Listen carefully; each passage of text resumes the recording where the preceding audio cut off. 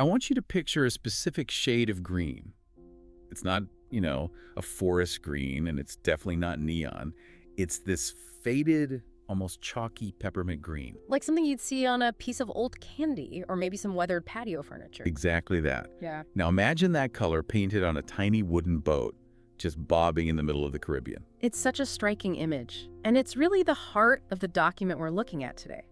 We're doing a deep dive into a first-hand account by Lally Brown. She was living in the Turks and Caicos, specifically the island of Providenciales, right in the middle of the Haitian refugee crisis of the early 1990s. And what's so powerful about this account is that it's not some dry report. It's about a collision. Yeah. You have this idyllic British overseas territory. What we think of today as this high-end tourist spot. Right. And it collides head-on with this incredible humanitarian catastrophe that's happening just 150 miles to the south in Haiti. It's a story of two completely different worlds in the same small patch of ocean. And what makes Lally Brown's account so valuable is that she gives us the texture of the crisis. It's not just politics. No, it's the smell of the boat, the specific twine they use to sew the sail. And the sheer logistical absurdity of it all. It's incredible. So let's unpack that. I think to really get the weight of this, we have to understand the setting. Because you say Provo now, and people will think of, luxury villas. Infinity pools, yeah. But that's not what Brown describes at all for the early 90s. Not even close. It was a totally different world. She paints a picture of Providenciales as this rugged, dusty outpost. Basically a collection of limestone, rocks, and cays. And the population, this number floored me. It's shocking. The total population of the entire island was only about 5,000 people. 5,000? That's not a city, that's a small town. It's a village, really. And the infrastructure was, it was village-sized. Yeah. Brown is very specific here. She notes that on the entire island, there was exactly one doctor. One doctor for 5,000 people. One single doctor. There was no hospital, no Red Cross, just a tiny government clinic. It was this quiet little backwater, completely unequipped for what was coming. But the seeds were already there, weren't they? The demographics were already shifting even before this specific boat arrived. Oh, yes. And this is just crucial context. Brown writes that of those 5,000 residents, something like 3,000 were Haitians. Wait, 60% of the population was already Haitian? That's the estimate she gives. And she says, while many were there legally, a huge number, she thinks maybe 2/3 were undocumented, living out in the bush. So you have this tiny island that's completely dependent on this labor force. But at the same time, completely overwhelmed by it. The system was already flashing red. And then you look 150 miles south to Haiti, and you understand the push factors. You see why people were getting on these boats in the first place. And the push factors were, they were extreme. The source paints a really grim picture of Haiti then. The elected president, Aristide, had just been overthrown by the military. He'd fled to the U.S. Yeah, and with the government collapse, the economy just went into an absolute freefall. Brown talks about rioting in the streets, mass starvation, a total breakdown of order. She uses the word unbearable. It wasn't just that life was hard.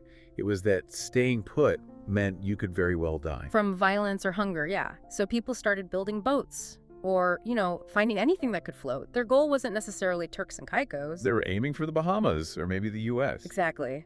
But Provo is right there. It's an accidental stepping stone. Which brings us to this fascinating detail about the weather. How the islanders basically became amateur meteorologists. It became this grim routine for them. Brown writes, the wind was blowing from the south and the sea was calm. To a tourist, that's a perfect beach day. To the authorities on Provo, it was a warning. That specific weather meant that these little unseaworthy boats actually had a fighting chance of making the crossing. And it wasn't just a guess. They had intel. Right. U.S. intelligence was watching the north coast of Haiti, and they'd tip off the British authorities, boats are getting ready to sail. It's so chilling, it turns this human tragedy into like a scheduled event. Brown even mentions a leaflet. Instructions in case of a Haitian emergency. Which sounds so bureaucratic and sterile, doesn't it? Like a fire drill. But it shows they were trying to put some kind of order on impending chaos. They knew something was coming. They just didn't know what it would look like. Yeah. And then 1 week later, it arrived. And this is where we meet the peppermint green boat. The old maid, as she calls her. The description of this boat is just, it really stays with you. It's a 45-foot fishing sloop. But the condition of it. It's a world away from what we might picture. This wasn't a rubber dinghy. This was like a wooden artifact. Brown says the mast was a rough-hewn tree trunk. Not a sanded pole, a literal tree. And the boom, the part holding the sail, was a twisted tree branch. It wasn't even straight. And the sail itself, Yeah.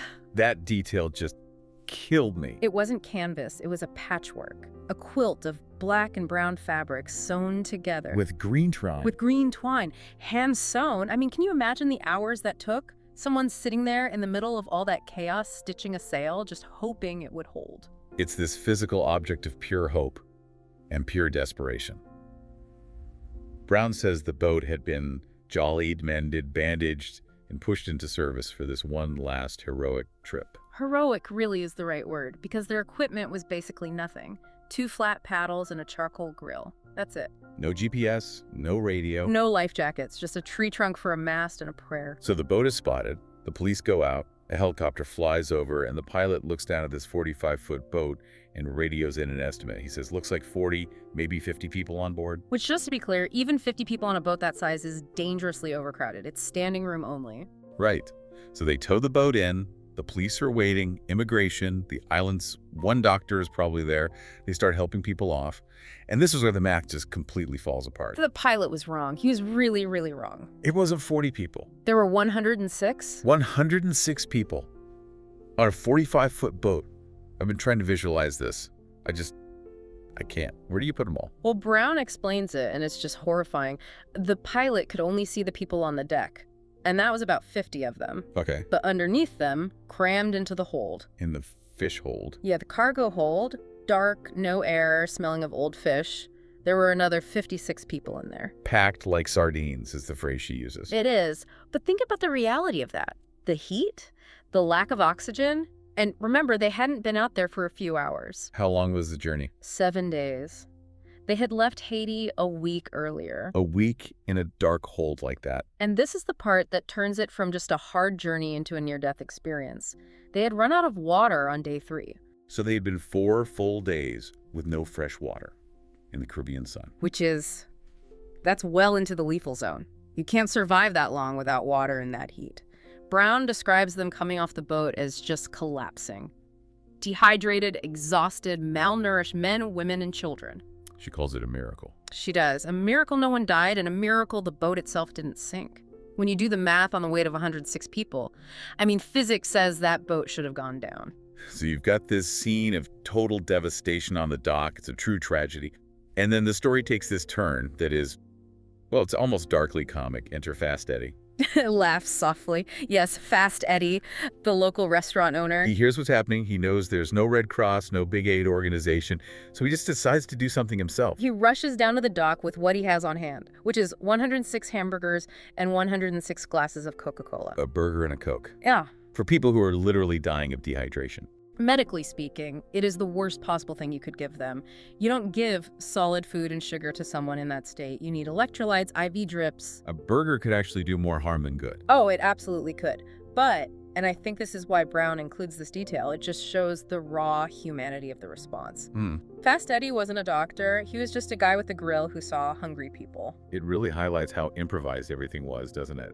Yeah. There were no disaster relief experts. There was just Fast Eddie. It's this gesture of welcome, even if it was medically questionable, and they accepted it. So everyone gets a burger. But now the authorities have this huge logistical nightmare. What do you do with 106 people on a dock with no hospital? They decide to move them to Grand Turk, the capital island. There was an old, abandoned U.S. Army base there they were using as a refugee camp. But Grand Turk is a different island. You have to fly. Right. And they didn't have a big military transport plane. They had a 16-seater dash plane, a tiny little island hopper. I had to read this part a few times. How do you move 106 people with a 16-seat plane? Well, first you wrap the plane. Brown notes they lined the entire inside of the plane with plastic sheeting. Which is such a grim detail. It's like they're preparing for the worst, hygiene-wise. It's dehumanizing, but probably necessary. But then came the loading. They squeezed 40 refugees at a time into that 16-seater plane. 40. Into a space meant for 16. Just imagine that. There are no seats for that many people. You're on the floor, on laps, packed in, and a pilot has to take off like that. It sounds incredibly dangerous. It was. They were just bending every rule because leaving them on the dock was even worse. It was a desperate solution to a desperate problem. So they finally get everyone to the camp on Grand Turk. They get proper medical care, rest, real food, and this is where the story takes its final, incredible twist. This is what really reveals the mindset of the refugees. Right. Brown notes that only one person out of 106 had a passport. But after 2 weeks, once they had recovered, they all made a request. And asked to be sent back. To Haiti. To the place they had just risked their lives to escape. Every single one of them. Unanimously, they asked to be repatriated. Why? I mean, that's the question, right? Why would you go back? Because Turks and Caicos was never the goal. It was a mistake. Landing there was a failure. They didn't want asylum in a British territory. No. They wanted the U.S., or more likely, the U.S. base in Cuba, which was housing thousands of refugees, or Nassau.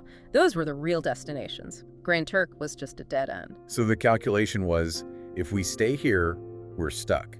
If we go back to Haiti, we can get on another boat and try again. Exactly. Start over. Roll the dice one more time. They were willing to face all of it. The thirst, the risk, the starvation, all over again. That's a level of determination that is just. It's hard to get your head around. It wasn't a rescue in their eyes. It was a failed mission. And it forces you to think about what the word desperate really means. These weren't people just fleeing blindly. They had a plan. And Brown adds one more layer here, and she's very careful how she phrases it. She uses that very British phrase, "I couldn't possibly comment." Which is code for, listen closely to this rumor I'm about to tell you. Exactly. The suggestion was that this whole exodus might not have been entirely spontaneous, that the military government back in Haiti was actually encouraging it. The theory of weaponized migration. The rumor was that the regime was pushing these boats out to sea to put pressure on the U.S. and the UN. A kind of blackmail. Give us economic aid or we will continue to flood your shores with people. It's an incredibly cynical strategy if it's true. It treats human beings not as citizens, but as ammunition in a political game. It makes that little peppermint green boat even more complicated. On the one hand, it's the symbol of human survival. Held together by green twine. And on the other, it might have been a pawn in a much bigger, colder game. And caught in the middle are 106 people just trying to find a safe place to live. It really changes how you look at these big historical events. Yeah. We see the maps and the statistics. But Lally Brown forces you to look at the twine. She humanizes it. She reminds you that behind every headline about a migrant crisis, there's a fast Eddie with a hamburger and a pilot in an overloaded plane and a family in a dark, stinking hold just praying for land. In a peppermint green boat. And a peppermint green boat. I will leave you with a thought that's really been sticking with me. We talked about this cycle. These people faced death for 7 days. They got saved. And their immediate response was to go back to the starting line to do it all over again. It's a profound question, isn't it? About what they were running from. Exactly. What kind of hell must your home be that a leaking, overcrowded fishing boat feels like the safer option? Not just once, but twice. What does that say about the human drive for a better life? It suggests that for some people, the hope of a future, no matter how slim, is worth any price in the present, even if that price is stepping right back onto that boat. That's a heavy thought, but I think it's the right one to end on. This has definitely changed how I'll see the news from now on. Absolutely. It's been a privilege to unpack this one. Thank you all for listening. We'll catch you on the next deep dive. Stay curious.